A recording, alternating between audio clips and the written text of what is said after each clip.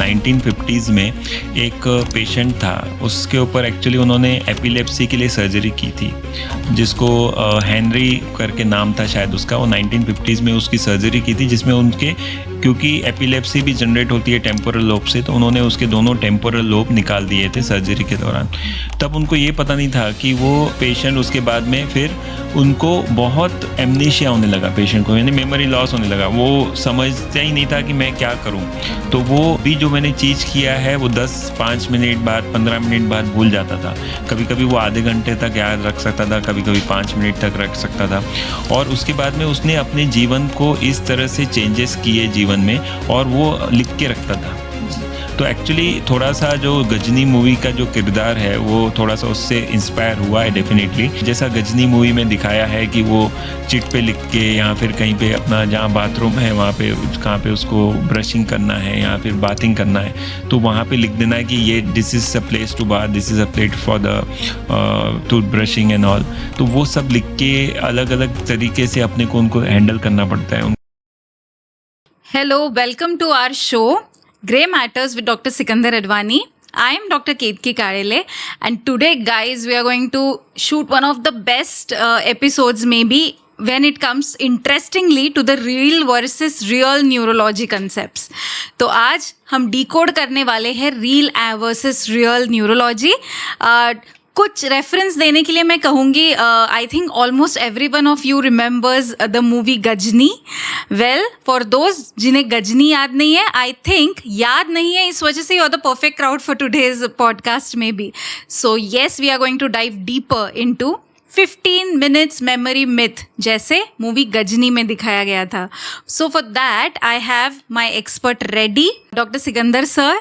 Sir, hello to this extremely interesting podcast show. Hello everyone, नमस्कार दोस्तों, मैं doctor Sikandar Advani, radiant super speciality hospital और rehabilitation centre की तरफ से। यस डॉक्टर केतकी, आज एक्चुअली ये एपिसोड इसलिए अपन ने सोचा क्योंकि इसमें मेमोरी से रिलेटेड इम्पॉर्टेंट चीज़ें हैं, और जो बहुत सारी मिथ्स हैं, और बहुत सारे दर्शकों ने देखा होगा कि मूवी गजनी में मेमोरी के ऊपर बहुत सारी चीज़ें हुई थी।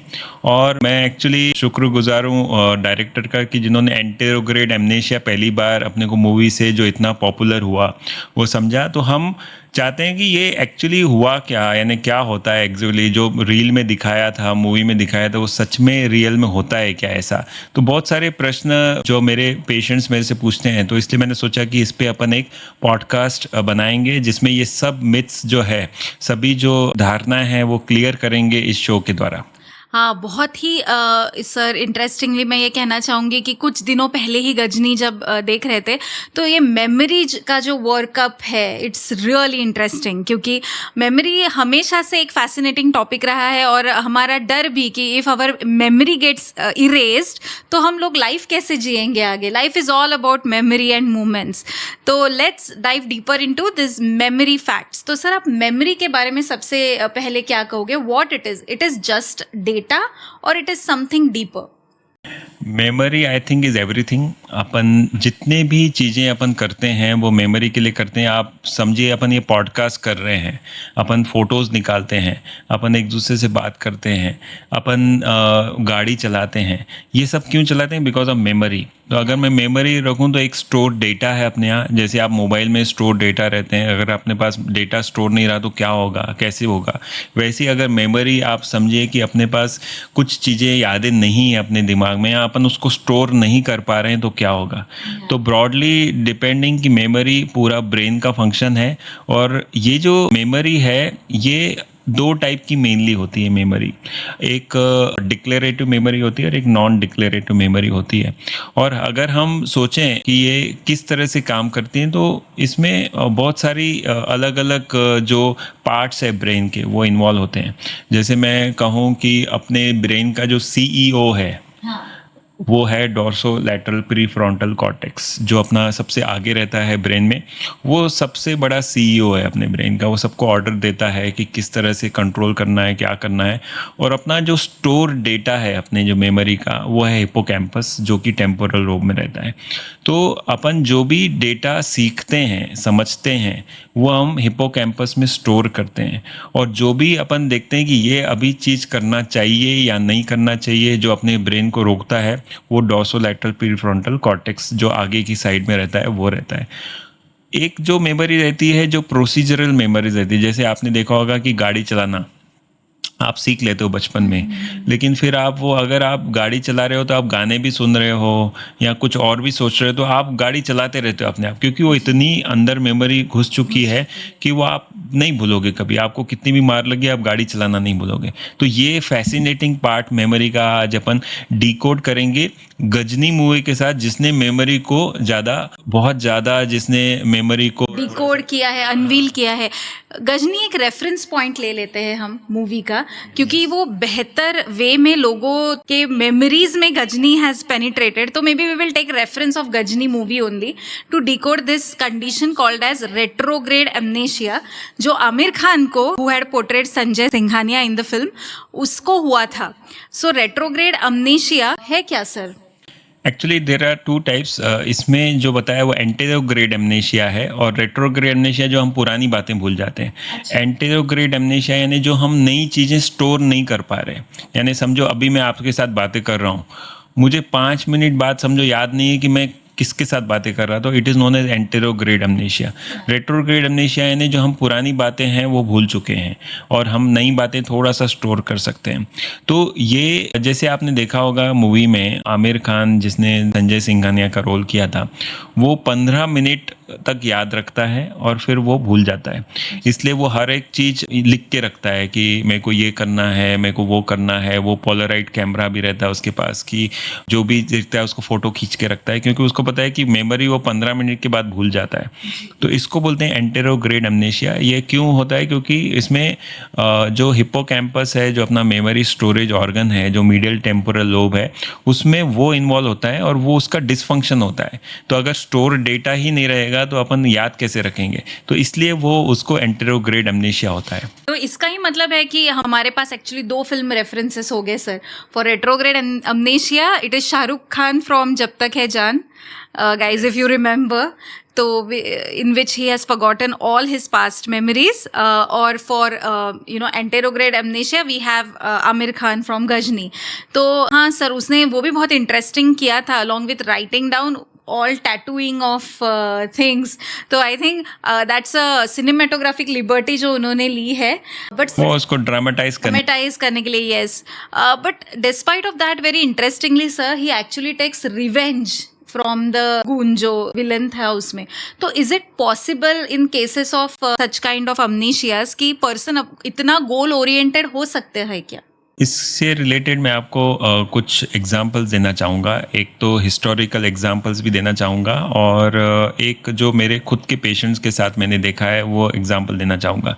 तो अपने को इसके बारे में समझने के लिए थोड़ा बैक जाना पड़ेगा। जैसे 1950s में एक पेशेंट था, उसके ऊपर एक्चुअली उन्होंने एपिलेप्सी के लिए सर्जरी की थी, जिसको हेनरी करके नाम था शायद उसका। वो 1950s में उसकी सर्जरी की थी, जिसमें उनके, क्योंकि एपिलेप्सी भी जनरेट होती है टेम्पोरल लोब से, तो उन्होंने उसके दोनों टेम्पोरल लोब निकाल दिए थे सर्जरी के दौरान। तब उनको ये पता नहीं था कि वो पेशेंट उसके बाद में फिर उनको बहुत एमनेशिया होने लगा, पेशेंट को यानी मेमोरी लॉस होने लगा। वो समझता ही नहीं था कि मैं क्या करूं। तो वो भी जो मैंने चीज़ किया है वो 5 मिनट बाद, 15 मिनट बाद भूल जाता था। कभी कभी वो आधे घंटे तक याद रख सकता था, कभी कभी 5 मिनट तक रख सकता था। और उसके बाद में उसने अपने जीवन को इस तरह से चेंजेस किए जीवन में, और वो लिख के रखता था। तो एक्चुअली थोड़ा सा जो गजनी मूवी का जो किरदार है वो थोड़ा सा उससे इंस्पायर हुआ है डेफिनेटली, कि वो जो जो हमको मेमोरी करना है, याद नहीं आ रहा है, तो हम उसको लिख के रखें ताकि हम बार बार देख पाएँ उसको। ऐसे स्ट्रेटेजिक लोकेशंस पे हम वो अपने चिट पैड्स लगा दें ताकि हमको याद रहे जब भी हम उधर जा रहे हैं, क्योंकि हमको ये याद नहीं हमको देखना क्या है। तो हमें सामने लिखा रहा तो हम वो करते हैं। एक्चुअली हम डिमेंशिया, हमारे जो पेशेंट्स रहते हैं मेमोरी लॉस के, हम उनको यही बताते हैं हैं कि उनके जो इम्पोर्टेंट लोकेशंस है वहाँ उनको सामने चिट पैड्स लगा दो जहाँ वो कंटिन्यूसली बैठते हैं, तो उनको इमीडिएटली याद है मुझे करना क्या है। तो ये जो पेशेंट था जिसके टेम्पोरल लोब किया था, तो वो 2008 तक चला, लेकिन मज़े की बात यह है कि उसको एंटेरोग्रेड एमनेशिया था, उसको मेमोरी याद नहीं थी, लेकिन he was absolutely best piano player. यानी वो बाकी की चीज़ें वो बहुत अच्छे से कर सकता था क्योंकि उसके सर्किट्स दूसरी जगह से जाते हैं। तो हमें ये समझना है कि मेमोरी बहुत सारे इम्पॉर्टेंट है और उसके बहुत अलग अलग सर्किट्स इन्वॉल्व होते हैं। जो दूसरे पेशेंट की मैं बात कर रहा हूँ, वो उसको एक ब्रेन में इन्फेक्शन हुआ था जिसको वायरल एनकेफेलाइटिस बोलते हैं। और सेम पेशेंट मेरा एक पेशेंट है जिनको वायरल एनकेफेलाइटिस हुआ था, जिसके दोनों मीडियल टेम्पोरल लोब में वायरस इन्फ्लामेशन कॉज करता है, जिसकी वजह से वो काम करना बंद कर देता है।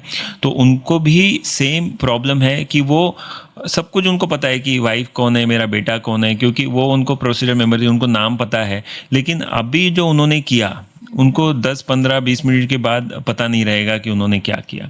तो ये जो चीज़ें हैं, इससे इतना डिफ़िकल्टी हो जाती है कि वो बार बार अपनी वाइफ से पूछते हैं कि भाई मैंने अभी थोड़ी देर पहले क्या किया, वापस मुझे बता दो। तो ये जो डिफ़िकल्टी होती है, तो वो हमेशा वो मेरे साथ आके शेयर करते हैं, उनके पेशेंट्स की वाइफ शेयर करती है कि उनको कौन सी चीज़ों में क्या क्या डिफ़िकल्टी होती है। तो ये जो पार्ट है फिल्म का, ये बरोबर उन्होंने बताया, लेकिन जो ड्रामेटाइज किया हुआ है फिल्म में, वो ये है कि एग्जैक्ट 15 मिनट, कि 15 मिनट तक ऐसा कुछ क्लॉक नहीं रहता है अपने ब्रेन में कि वो एग्जैक्ट 15 मिनट के लिए जाएगा। वो डिपेंड करता है कि कितने सर्किट्स डिपेंड आए हैं वो।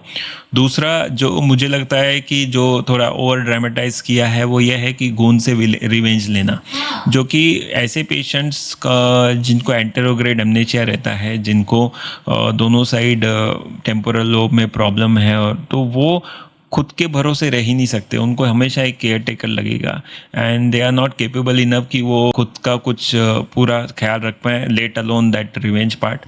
तो वो फिल्म में उन्होंने ड्रामेटाइज किया है। डेफिनेटली वो मिथ है, वो ऐसा हो नहीं सकता, लेकिन डेफिनेटली ये पार्ट सही है कि जो चीज़ें भूलते हैं तो अपन ने लिख के रखना है। और वो जो टैटूज़ बनाना वगैरह, वो भी थोड़ा ओवर ड्रामेटाइज किया है फिल्म को उन्होंने बनाने के लिए, बट मोर और लेस उन्होंने एटलीस्ट ये अच्छी बात बताई कि वो जो एंटेरोग्रेड एमनेशिया का पार्ट है, वो उन्होंने काफ़ी उसमें ठीक ठाक बताया है। तो रील वर्सेस रियल तो हम बात कर ही रहे हैं sir, but apart from that I feel कि हम एक इंटरेस्टिंग केस के बारे में एक बार डिस्कस कर रहे थे कि जिनका जो मेमोरी स्पैन है, इट वाज जस्ट 30 सेकेंड्स। तो वो 30 सेकेंड्स के बाद it was like that case was feeling like मैं अभी आई एम वोकन अप। तो इट वॉज रिटर्न कि यू आर अवेक, ऐसे नाम, ऐसी चिट्स भी लिख के रखनी पड़ती थी उनको। तो it is so much like हम सोच भी नहीं सकते, it can be so much dangerous and hilarious situations for people कि उनको ये भी याद नहीं है कि मैं सोया हूँ या मैं जाग रहा हूँ। तो इस सिवियरिटी ऑफ अमनीशिया के रीजंस क्या हो सकते हैं? इसमें रीज़न्स बहुत सारे हैं, जैसे मैंने बताया कि एक तो सर्जरी रीज़न हो सकती है, कभी एपिलेप्सी में हम वो पार्ट निकालते हैं उसकी वजह से। इन्फेक्शन बहुत कॉमन रीज़न है। ट्रॉमा बहुत इंपॉर्टेंट है कि हेड ट्रॉमा हुआ, उसके बाद में वो अगर टेम्पोरल लोब में कुछ हो गया है, अगर ट्यूमर हो गया है वहाँ पे, तो वो अपन वो हो सकते हैं। तो इन्फेक्शन, ट्यूमर्स, ट्रॉमा, और कभी कभी ये जो टेम्पोरल लोबेक्टॉमी वगैरह होती है, तो उन सब चीज़ों की वजह से ये एमनेशिया हो सकता है, एंटेरोग्रेड एमनेशिया हो सकता है। हम ये सिर्फ अभी रिस्ट्रिक्ट कर रहे हैं अपने आप को एंटेरोग्रेड एमनेशिया, यानी स्टोर हाउस कीपर जो है उसमें कुछ प्रॉब्लम हो उसकी वजह से। बाकी जो चीज़ें मेमोरी से अफेक्ट करती है, जो है working memory in the sense कि वो प्री फ्रंटल कॉर्टेक्स हैंडल करता है। Pre frontal cortex working memory, यानी कि समझो मैंने आपको कुछ मोबाइल नंबर दिया, तो आपने मुझसे पूछा और आपने किसी और को बता दिया, तो वो जो कुछ सेकंड्स के लिए आप वो याद रखते हैं, that is a working memory. आपका काम चलाने के लिए वो जो मेमोरी रहती है, that is for different reason, that prefrontal cortex. तो वो ऐसे पेशेंट्स में अफेक्ट नहीं होगी।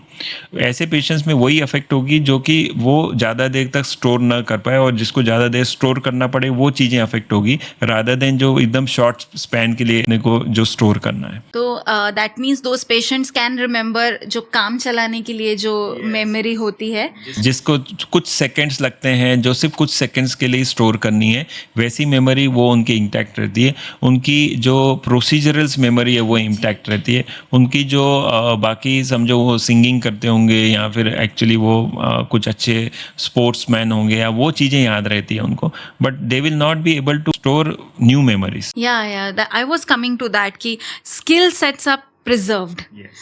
And so skills की वजह से ही maybe they will be able to retain their identity in some way or the other. Otherwise तो खुद का identity भी retain करना it becomes difficult. तो ऐसी cases में sir, how do you manage such patients? Actually जो मैनेजमेंट है इसका बहुत डिफ़िकल्ट है, स्पेशली अगर पेशेंट अगर वायरल इनकेफेलाइटिस से आया है तो हम उसको ट्रीटमेंट देते हैं, वो स्वेलिंग कम करने के लिए, ट्यूमर है तो वो निकाल देते हैं, लेकिन पर से मेमोरी इम्प्रूवमेंट के लिए बहुत सारी ट्रिक्स खेलनी पड़ती है हमें। तो उसमें से जो कुछ ट्रिक्स है वो ये होती है कि हम उनको चिट पैड्स देते हैं और उनको हम कॉग्निटिव ट्रेनिंग करते हैं। उनका कॉग्निटिव ट्रेनिंग ये चीज़ से करते हैं कि हम बार बार वो सर्किट्स को स्टिमुलेट करें ताकि थोड़े बहुत सर्किट्स आजू बाजू में बने और उनकी थोड़ी मेमोरी इम्प्रोवाइज हो। और उनके लिए जो जैसा गजनी मूवी में दिखाया है कि वो चिट पे लिख के या फिर कहीं पे अपना जहाँ बाथरूम है वहाँ पे कहाँ पे उसको ब्रशिंग करना है या फिर बाथिंग करना है तो वहाँ पे लिख देना है कि ये this is a place to bath, this is a plate for the tooth brushing and all. तो वो सब लिख के अलग अलग तरीके से अपने को उनको हैंडल करना पड़ता है। उनको कॉग्निटिव ट्रेनिंग यानी in the sense peg board होता है, अलग अलग गेम्स, मेमोरी गेम्स होते हैं, आईपैड पे हम खिलाते हैं उनको ताकि उनकी मेमोरी रिस्टोर हो। तो ये सब तरीके हैं, प्लस उनको हम ये इंकरेज करते हैं कि जो उनके स्किल्स हैं, यहाँ जैसे जो मैंने हमारा पेशेंट बताया को he has a very good hand writing, तो he writes daily in the morning evening, तो पूरा हैंड राइटिंग से लिखते हैं और बार बार वो लिखते हैं कि मुझे मैंने वापस से फ्रेश से लिखते हैं कि उनको याद ही नहीं रहता कि मैंने लिखा क्या था। तो दैट मीन्स हमने जितनी भी मूवीज़ में अभी तक देखा है तो वो कहते हैं ना कि अभी पेशेंट का कोई डेफिनेटिव टाइम नहीं है, इनको शायद कभी याद ही ना आए, तो आप इन्हें याद दिलाइए, आपके रोमांटिक पल इन्हें याद दिलाइए, the one that we have seen in Jab Tak Hai Jaan, so that really works. Sometimes definitely it works कि अपन उनको बार बार वो याद दिलाने की कोशिश करें, सर्किट्स अपन ये करते हैं कि थोड़ा सा ये, लेकिन जो मूवी में जो हम ड्रामाटाइज दिखाते हैं कि वापस से उसी जगह पे लगा या वापस से वो सिनारियो में गए तो वो याद आ जाएगा, तो that is actually doesn't happen. In fact कि अगर उसको वापस से किसी ने मार दिया डंडा तो हो सकता है कि और ज़्यादा मेमोरी उसकी इम्पेयर हो जाए। तो मुझे लगता है कि जो मूवीज़ में हम ये देखते हैं कि उस एक जने की मेमोरी चली गई है और वापस उसी जगह पे मारने से मेमोरी आ जाएगी, तो दैट इज एब्सोल्युटली रॉन्ग, उस पे हमने बिलीव नहीं करना चाहिए। आई नो, नहीं तो डंडे से मारना, इट इज, आई थिंक ये प्लॉट बहुत सारी कॉमिक मूवीज में यूज हुआ है, तो don't fall prey to all those things. लेकिन I would like to say memory has always become, I think was one of the favourite plots of Bollywood films. तो ये transient भी हो सकता है क्योंकि शाहरुख खान ने, आई रिमेंबर एक इंटरव्यू सुन रही थी जहाँ पे कुछ कुछ होता है कि सेट पे एक मिसहैप हुआ था, Kajol was driving a bicycle where she fell down and कुछ देर के लिए मैं कहाँ हूँ वाला जो सीन होता है, याददाश्त जाना, वो रियल लाइफ में उनके हुआ था, but it was transient and she could she was back till the evening. तो ऐसा भी होता है। यस, कंकशन कभी कभी अपन ऐसा होता है ना कि एक्सीडेंट हो गया, अपन गिर गए नीचे, तो वो पीरियड याद नहीं रहता हमें कि एग्जैक्टली जो हुआ, उसके पहले वाला पीरियड पूरा याद रहता है, उसके बाद वाला पीरियड याद रहता है, लेकिन जब वो हुआ वो याद नहीं रहता है। तो दैट गोज इनटू, उसको ट्रांजिएंट एमनेशिया बोलते हैं। कभी कभी ट्रांजिएंट ग्लोबल एमनेशिया भी होता है, जो कि अपने को सडनली अपन भूल जाते हैं कि अपन कहाँ पे हैं, क्या है, और वो कुछ देर के लिए रहता है और वो फिर इम्प्रूव हो जाता है। तो उसके बहुत सारे रीजंस है, कभी कभी वो वेस्कुलर हो सकता है यानी स्ट्रोक जैसे हो सकता है, या फिर कभी कभी शुगर कम होने की वजह से हो सकता है, या फिर कुछ सोडियम वगैरह ये सब बीपी कम होने की वजह से भी कभी कभी ऐसा हो सकता है। तो ये सब चीज़ें हमने देखना चाहिए अगर वो ट्रांजिएंट है तो, और डेफिनेटली उनको फिर जिस चीज़ से हुआ वो पकड़ के फिर उनको वापस ऐसा ना हो उसका अपने को एहतियात बरतना पड़ता है। ओके, सो इसके कोई लॉन्ग टर्म इफेक्ट्स होंगे ही, इट्स नॉट कंपलसरी कि जो अमनेशिया के पेशेंट्स का जो सर टाइम स्पैन बोलते हैं, तो ऐसे पेशेंट्स जिनके साथ सच में अमनेशिया जैसी कोई चीज़ हो रही है, तो what should they know about this thing कि ये रिकवर होगा, नहीं होगा, कब होगा? एक्चुअली वो सब डिपेंड करेगा कि कॉज ऑफ एमनेशिया क्या है, एंटेरोग्रेड एमनेशिया का कॉज क्या है। अगर समझो वो वायरल एनकेफ्लाइटिस हो गया है, पोस्ट वायरल एनकेफ्लाइटिस, तो पूरी तरह से रिकवर होना पॉसिबल नहीं रहता है। यानी viral encephalitis in the sense कि आफ्टर 15-20 डेज जो भी हम इंजेक्शन देते हैं उससे काफ़ी रिकवरी आ जाती है। जो उसके बाद रह जाता है वो पूरी तरह से नॉर्मल नहीं होता।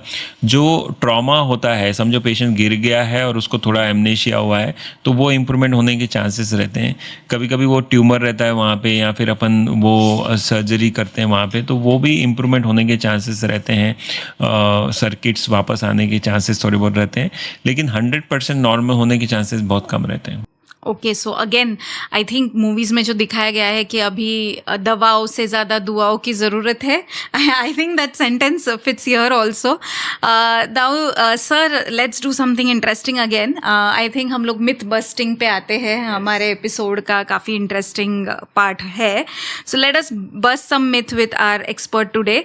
तो सबसे पहला मिथ जो ये मेमोरी लॉस के साथ है in cinema is that amnesia means you forget who you are. Sometimes you can forget who you are, लेकिन ये मेमोरी जैसा मैंने बोला बहुत अलग अलग टाइप की है memory.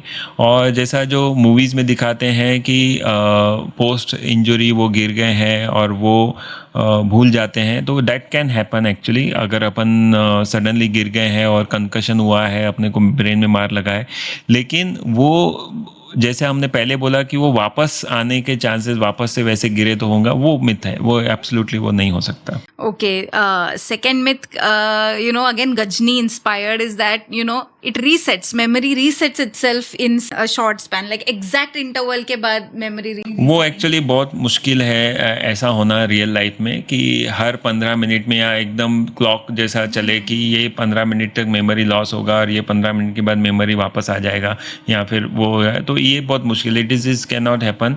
It will be always be varied presentation, और उसमें डेफिनेटली पेशेंट को एक केयर गिवर सपोर्ट लगता है। थर्ड मिथ जो हम ऑलरेडी डिस्कस कर चुके हैं, बट फिर भी शॉर्ट में, a second blow on the same location जहाँ पे फर्स्ट ब्लो हुआ था पेशेंट को, trauma can bring back your memory. उससे और वर्स हो जाएगी। yes. ऐसे तो पेशेंट को, बेचारे को समझो किसी ने वापस से वही जगह पे मारा, तो उसकी मेमोरी और प्रॉब्लमेटिक हो जाएगी। People with amnesia can't learn anything new. ये रॉन्ग है actually. They can definitely learn, क्योंकि एमनेशिया, अगर जैसा मैंने बोला कि सर्किट्स अलग रहते हैं, तो they can definitely learn a new skill, और वो स्किल से वो एक्सेल भी कर सकते हैं actually. In spite of being having amnesia, नए नए अपन चीज़ें सीख सकते हैं। ओके, तो सर हम लोग जो हमेशा टुवर्ड्स द एंड हम लोग कुछ हैक्स बताते हैं या कुछ टेक होम मैसेजेस बताते हैं, तो कुछ ऑडियंसेस ने हमें कुछ क्वेश्चंस पूछे। तो मोस्ट रिक्वेस्टेड क्वेश्चन ये था कि ऑलमोस्ट यूथ भी आजकल they tend to forget things a lot, तो ये फॉरगेटफुलनेस मेमोरी लॉस के साथ उन्होंने कंसर्न होना चाहिए? डेफिनेटली मुझे लगता है कि डिपेंडिंग, आजकल जैसा अपना कंसंट्रेशन लैग हो गया है, अपने को एक्चुअली कंसंट्रेशन स्पैन जो है वो बहुत कम हो गया है, जिसकी वजह से मेमोरी डेफिनेटली अफेक्ट होती है। लेकिन मैं एक ट्रिक बताना चाहूँगा कि once if you are there, how to improve your memory in 10 seconds. इसको बोलते हैं physiological sigh. Means if you want to concentrate properly on something, you take deep breath, count 3 to 4, then after pausing for few seconds, again take the deep breath for 1 second, and then you exhale for the count of 5 or 6. इससे क्या हो रहा है, इसमें what is the scientific basis for this, कि जब अपन inhale करते हैं तो usually we are taking in oxygen, जो ऑक्सीजन ब्रेन को लगता है फॉर वर्किंग प्रॉपरली, और उसके बाद में अपन थोड़ा और इनहेल करते हैं उसको, और फिर जब अपन एक्सेल करते हैं तो वेगस नर्व स्टिमुलेट होती है। तो vagus nerve what will, it will calm down your heart rate, and also it will reduce the stress hormones which are producing in the brain, जिसकी वजह से मेमोरी और कॉन्सेंट्रेशन अफेक्ट हो रहा है। तो हम अगर मेरे यंग जो भी ऑडियंस है उनको अगर इम्प्रूव करना है मेमोरी, तो ये टेक्निक आप बार बार यूज़ कर सकते हैं. इस टेक्निक का नाम है physiological Sai, and this is they can work you for in 10 seconds you can improve your memory. Yeah, so this is the magic trick and logic goes with it, क्योंकि हमारा जो मैक्सिमम ऑक्सीजन कंजम्पशन होता है ना वो brain का ही होता है. तो ऑब्वियसली जो ये डीप ब्रीदिंग टेक्निक्स है they will increase the oxygenation of the brain and this can help you with the long term deterioration of the neurons also, if I am not wrong. Yes yes yes, definitely, क्योंकि जितना अपन oxygen deprived रखेंगे या फिर अपने को chronic stress में रखेंगे तो उससे मेमोरी इम्पैक्ट होगी. आपने देखा होगा कि जो बहुत एक्सेल कर चुके हैं लोग, means they are excelling in everything, they are always eager to learn something new. तो जितना अपन न्यू लर्निंग करते हैं, जितना अपन अपने स्पेशल सेंसेस को स्टिमुलेट करते हैं, जितना अपन अपना रेगुलर डाइट, एक्सरसाइज, स्लीप पे वर्कआउट करते हैं, तो वो मेमोरी पे बहुत अफेक्ट करता है. हमने हमारे पॉडकास्ट स्लीप में भी बोला था कि किस तरह से स्लीप में आपके जो वेस्ट प्रोडक्ट्स है वो जो मेमोरी को इम्पैक्ट करते हैं, वो कैसे अपन वहाँ पे चले जाते हैं, they detoxify during the deep sleep stages. तो ये सब चीज़ें बहुत इंपॉर्टेंट है अपनी मेमोरी इम्प्रूवमेंट और मेमोरी को इंटैक्ट रखने के लिए. Correct. And I think achiever mindset पे हम लोग और एक पॉडकास्ट करने की पूरी कोशिश करेंगे, which will also we will indulge in you know how memory will increase your achievement level also. In the meanwhile sir, you know जो एकदम एडवांस्ड मेमोरी रिसर्च हुआ है उसमें there is something known as memory prosthesis, which is very interesting concept जो boost करता है memory को. So what is that? 2018 में मेरे ख्याल से ये रिसर्च हुआ था, जिसमें अभी उन्होंने ये किया है कि जैसे अपन इम्प्लांट डालते हैं वैसे अपन मीडियल टेम्पोरल लोब में प्रोस्थेसिस डालेंगे जो हिप्पोकैम्पस को स्टिमुलेट करेंगे. तो definitely that is in the research phase as of now, or maybe some interesting things comes out, especially with the AI coming, तो उस पर भी कुछ नया नया चीज़ें आएंगी. और बेसिक कॉन्सेप्ट वही है कि जो स्टोरेज सिस्टम में अपना हिप्पोकैम्पस है, जहाँ एसिटिलकोलिन नाम का जो केमिकल है जिसकी कम होने की वजह से मेमोरी इम्पेयर होती है, तो उसको कैसे अपन इम्प्रोवाइज कर सकते हैं. Great. So we have so many exciting avenues when it comes to memory research and achieving your goals. Of course, we will come up with more and more interesting topics जिसके साथ हम आपके सामने reveal कर पाए जो भी एक recent data है हमारे expert न्यूरोलॉजिस्ट के साथ. I just hope आप लोगों ने हमारा ये एपिसोड काफ़ी enjoy किया होगा, and if so, do let us know in the comment section. Thank you so much once again for watching us, and stay tuned for upcoming new shows. Thank you. Thank you very much.